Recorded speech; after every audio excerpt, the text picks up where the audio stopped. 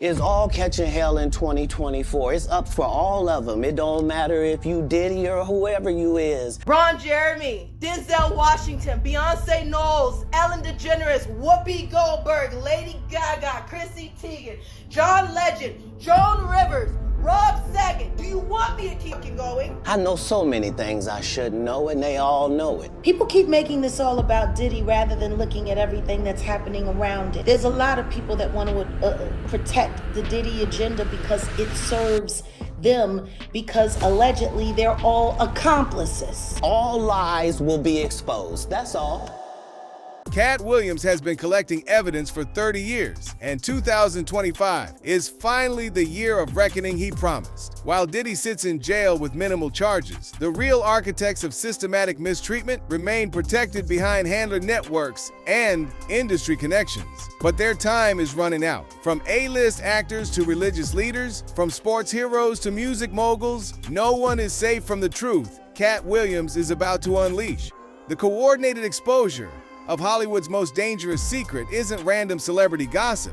It's a calculated destruction of the entertainment industry's power structure. How many beloved celebrities will fall before this exposure is complete? Let's find out. The entertainment industry's most protected secret is about to be shattered. Katt Williams has spent 30 years collecting evidence, and 2025 is the year he finally strikes. While Diddy sits in jail with minimal charges, the real power players behind systematic exploitation think they're safe. The truth is, they're protected by something far more dangerous than money or fame. They're protected by handlers, invisible puppet masters who control celebrities, judges, and entire legal systems. And Ali Carter just exposed exactly how this shadow network operates. Do you know what a handler is? Do you honestly know what a handler is? A handler is somebody who covers things up.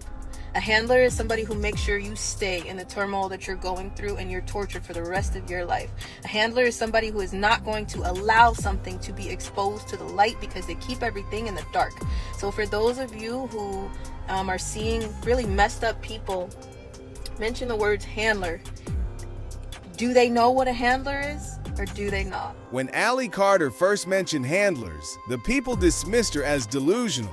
Now, with Diddy receiving only 2 minor charges despite overwhelming evidence of systematic mistreatment, her warnings about handler networks with contacts and power have proven prophetic. These aren't talent managers or publicists. These are systematic controllers who can manipulate any outcome they want. And Katt is backing Ali in her expose. And anyone who takes that the wrong way, know why they take it the wrong way. The timing of Katt's support isn't coincidental. Industry insiders revealed that Katt has been secretly supporting Ali Carter's testimonies for years, validating her claims from the shadows while building his own comprehensive evidence file. Is all catching hell in 2024. It's up for all of them. It don't matter if you Diddy or whoever you is. His mathematical approach to destroying careers wasn't random. It was strategically calculated to expose the handler network's most protected assets. All lies will be exposed. That's all. The systematic protection of Preds through handler networks becomes even more chilling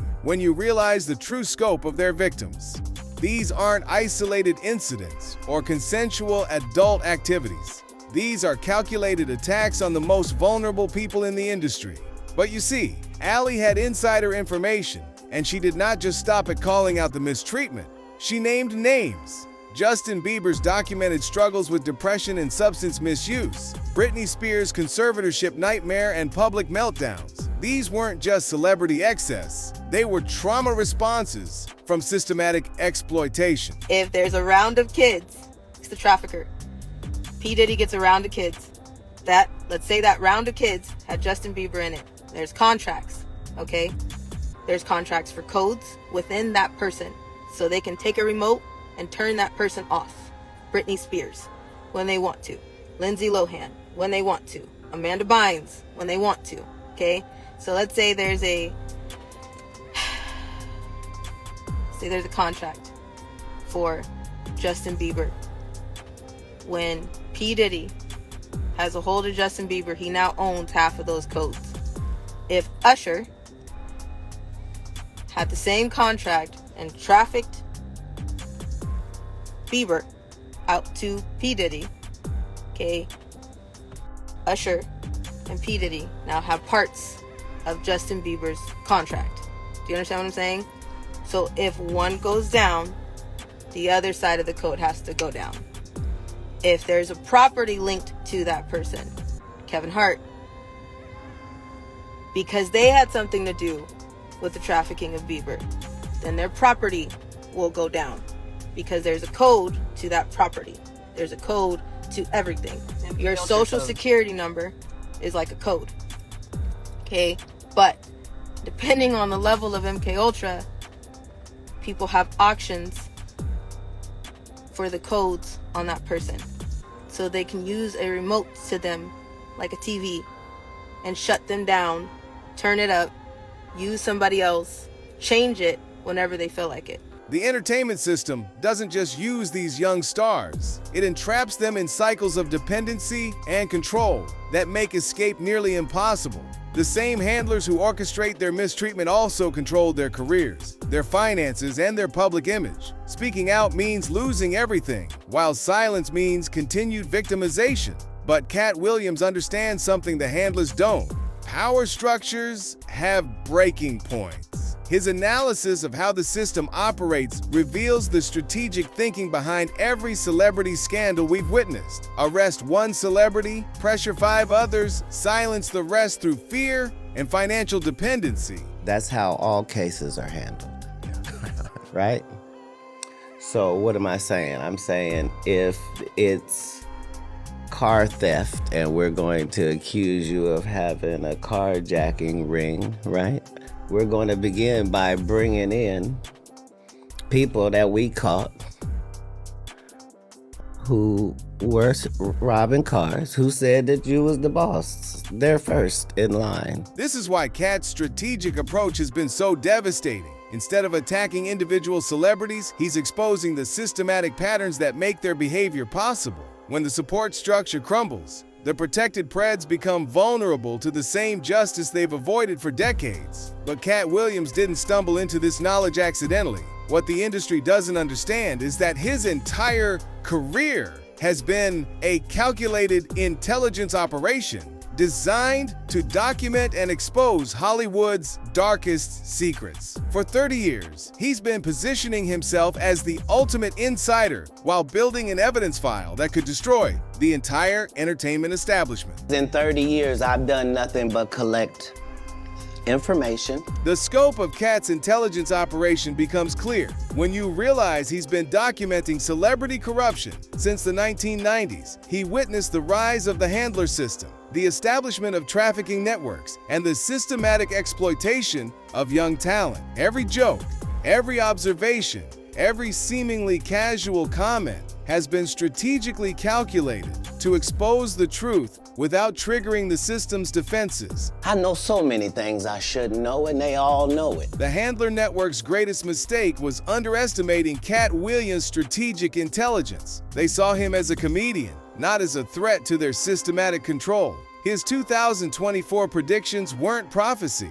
They were strategic announcements about when he would finally deploy his intelligence file. The handler system that protected celebrities for decades is now facing its greatest threat. A man who documented everything and waited for the perfect moment to strike. Jaguar Wright's testimony provides the most comprehensive naming of celebrity accomplices in the Diddy network. Her revelations about who should be charged alongside Diddy aren't random accusations. They're systematic exposures of celebrities who actively participated in inhumane operations while maintaining their public personas as entertainers and role models. Stevie J should be charged. Mary J. Blige should also be charged. Jennifer Lopez should definitely be charged.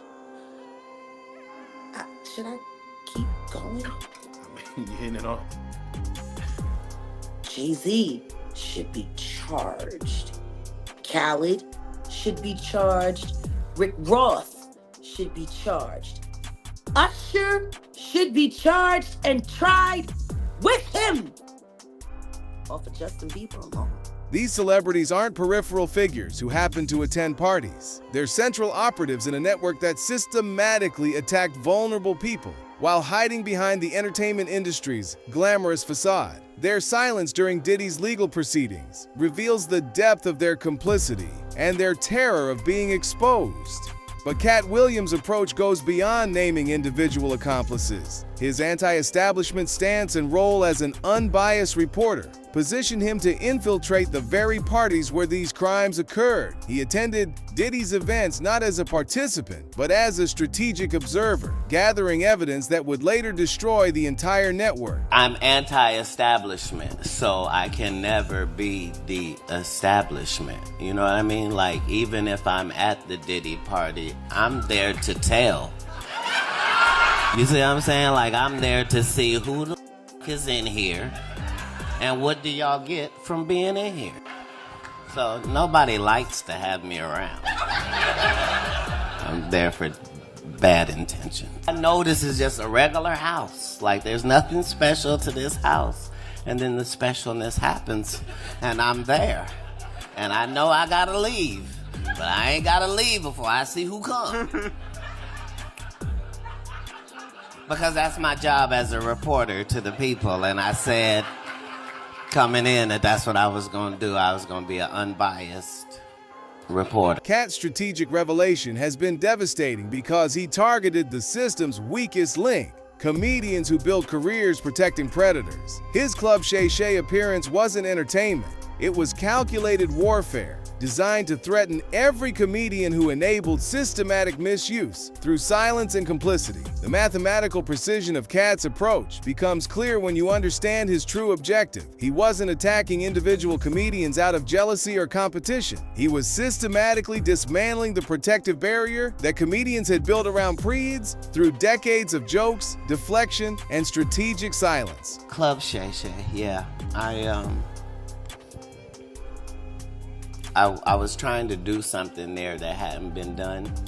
I thought that I had figured out the algorithm mathematically, and I thought that I could show that. And when I wrote it out to kill the careers of the people I was talking about, right?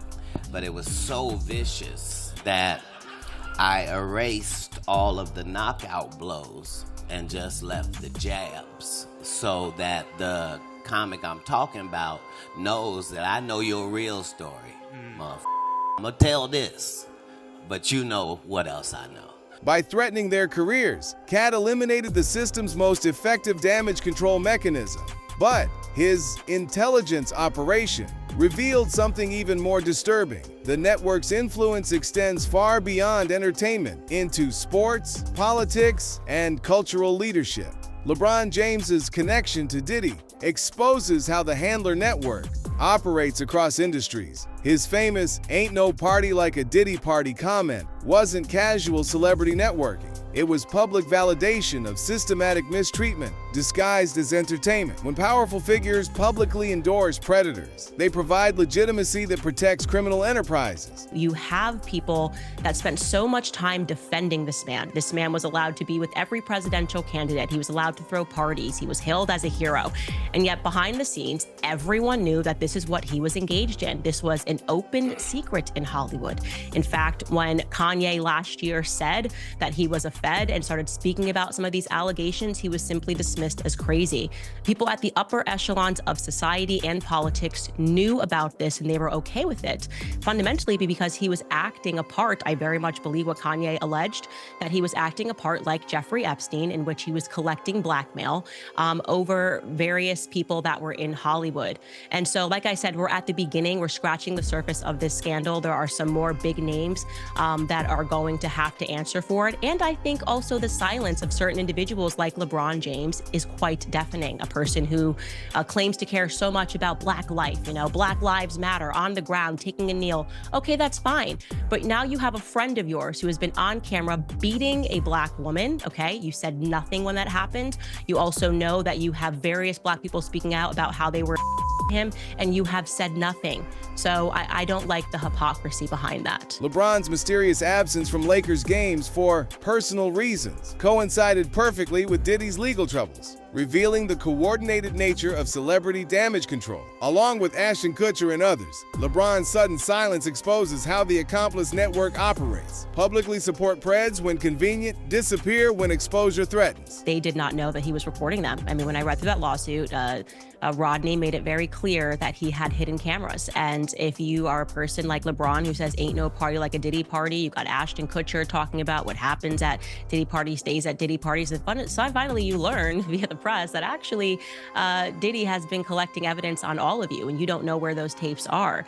That will buy your silence for quite some time because you're hoping that if you keep your head low, you're not going to be revealed as one of these people that was engaged in some of these acts, whether they were heterosexual or homosexual, it doesn't matter. Maybe you're just cheating on your wife and you don't want that to get out into the public. Maybe you were, as Katt Williams described it, in one of the rooms. He said you could just walk around the house. He said this on stage years ago, and you could walk around the house and you would see people engaged in various acts. And again, Katt Williams was someone who was dismissed as crazy and dismissed as a drug addict. And it turned out that, or it seems that if these allegations are proven to be true, and I believe they are, then he was telling the truth. And I think that is the reason that so many of them are silent, because they were doing things. They thought that they were his friend, that they were bad boys for life, and that he would keep things silent when in reality he was just another Jeffrey Epstein typed character, and they're scared for their lives. Yeah, especially if you're someone like a LeBron James, and I'm not alleging that he is caught in something terrible, but if he was caught in anything and you're LeBron James and you've made your mark on talking about the ills of society and you have minted yourself a king and you're speaking out on the Black community and they find out you're the room over while someone's getting potentially, not gonna look good. The pattern is clear. Celebrities who publicly associated with Diddy are now desperately trying to distance themselves from the systematic mistreatment they enabled through their silence and participation. Their coordinated abandonment reveals the depth of their complicity and their terror of being exposed as willing participants in criminal enterprise. But Katt Williams' intelligence operation revealed another disturbing parallel. Tyler Perry's empire operates using the same systematic control mechanisms that protected Diddy's network. Perry's insistence on complete creative control, his exploitation of Black talent, and his connections to powerful handlers mirror the same power structure that enabled decades of mistreatment. Katt's decision to follow Tyler Perry's path of buying a military base reveals his strategic understanding of power structures. The crucial difference: Katt refused to compromise his masculinity or moral integrity. His statement about not wearing a dress isn't about fashion choices. It's about refusing systematic emasculation that weakens resistance to handler control. I heard that you bought a military base in Alabama. Is that true? A military base? As starving comedians would do. Now, I don't know if you're being truthful or not. Did you really buy one? Yeah, Fort McClellan. Yeah, What? because the reason why like my life works in golf and off the golf course is because I follow instruction well, right? Mm-hmm. So if I see somebody do a good job, I just want to do a good job. Yeah. I'm gonna follow the example. Yeah. Right? So Tyler Perry got a military base. That's correct. Made it into a movie studio and started making movies. Katt Williams. Bought a military base. Are you making movies? I'm not wearing dresses.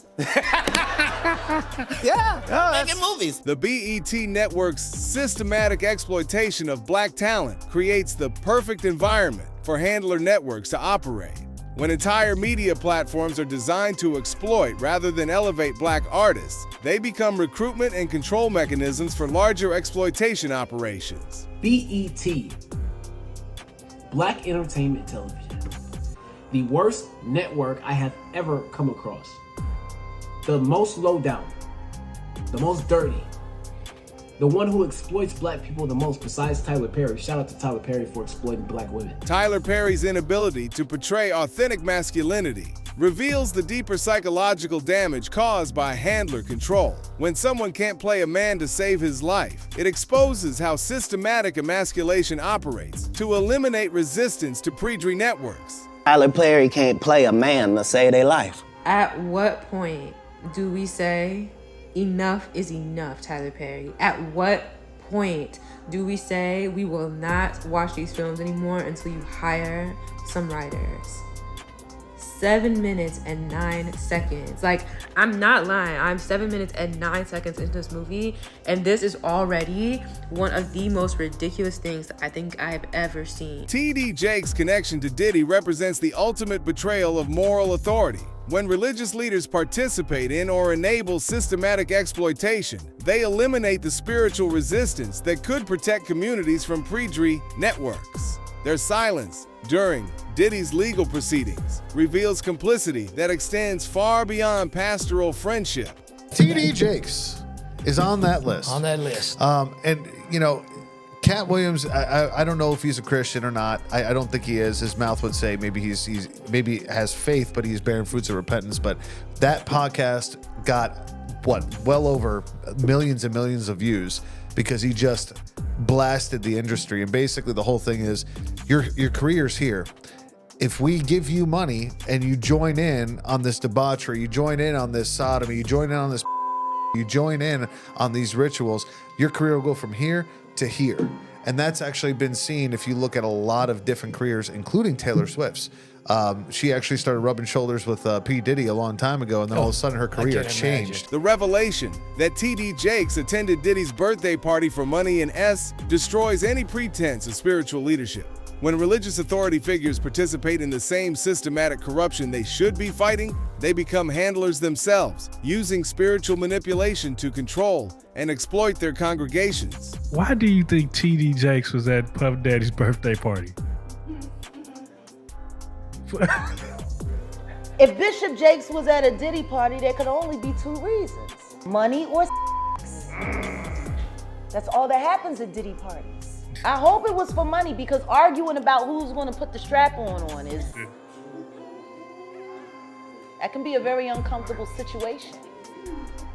You know, we're going to pray on it, praise the Lord. You might not know, but apart from Perry and Jakes, Allie names other big participants that have been allegedly participating in ST work with Diddy. Ron Jeremy, Denzel Washington, Beyonce Knowles, Ellen DeGeneres, Whoopi Goldberg, Lady Gaga, Chrissy Teigen, John Legend, Joan Rivers, Rob Saget. Do you want me to keep fucking going? Ask me. Everybody wonder why my smile is so deep. Everybody wonder why my eyes sparkle. Everybody always asks me, why are you smiling when you dance? Because you don't understand the live through. It's worth it to smile. And I'm still smiling, and I'm gonna continue to smile. And majority of y'all who continue to ask me and gonna tell me that I'm pointing fingers to kiss my natural black ass and miss me with that. Bye. Bye. And when it comes out, don't come running back.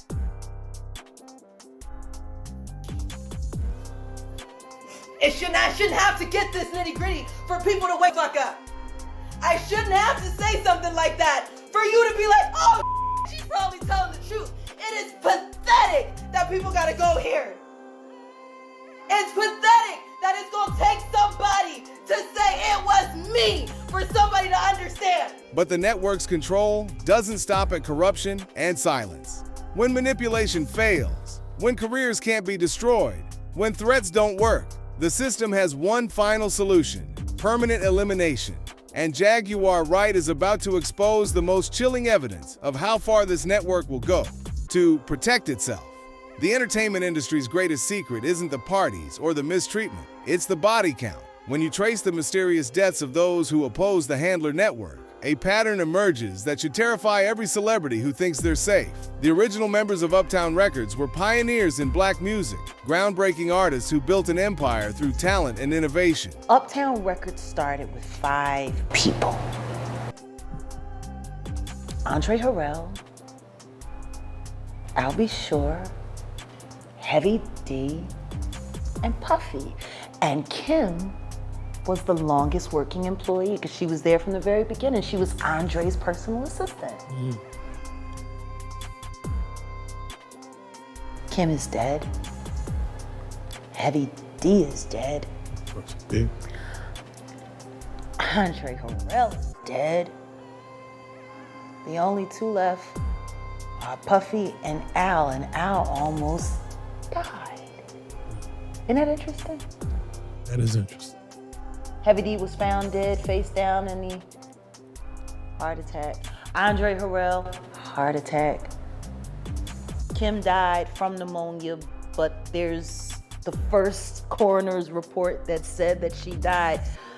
It was ruled a homicide, and they found toxins in her body to prove that she had been poisoned. You know, they have poisons that create heart attack and pneumonia-like symptoms. And then right after that, Al had a meeting, and I was gonna meet up with him because we were in Vegas, and then the next thing you know, you wanna know what they all had in common though? The survivors and the late of Uptown Records, they were all writing tell-all books. Andre was writing a book right before he died. Heavy D was working on a book before he died. Kim Porter was working on a book before she died. And Al B. Sure was working on the documentary of his life. And then he goes into a coma. The systematic elimination of Uptown Records founders reveals the network's ultimate enforcement mechanism.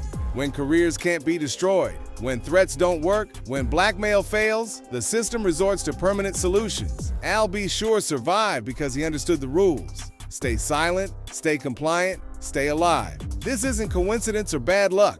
This is calculated elimination designed to send a message to every artist, every executive, every potential whistleblower in the industry.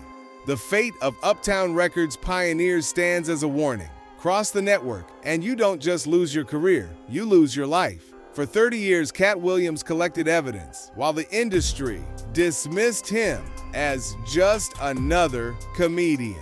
Now, as handler networks crumble and celebrity accomplices scramble for cover, his prophetic warnings have become undeniable reality. The systematic exposure of Hollywood's darkest secrets isn't ending. It's accelerating. From religious leaders to sports icons, from music moguls to entertainment executives, the network that enabled decades of exploitation is facing its final reckoning. Katt's mathematical precision in destroying careers wasn't revenge, it was strategic justice. The entertainment industry's power structure, built on complicity and control, is collapsing under documented truth. Which protected celebrity will be exposed next in this systematic destruction? If you like this video, hit that subscribe button so that you never miss out on any new videos. And until then, fam, keep it real.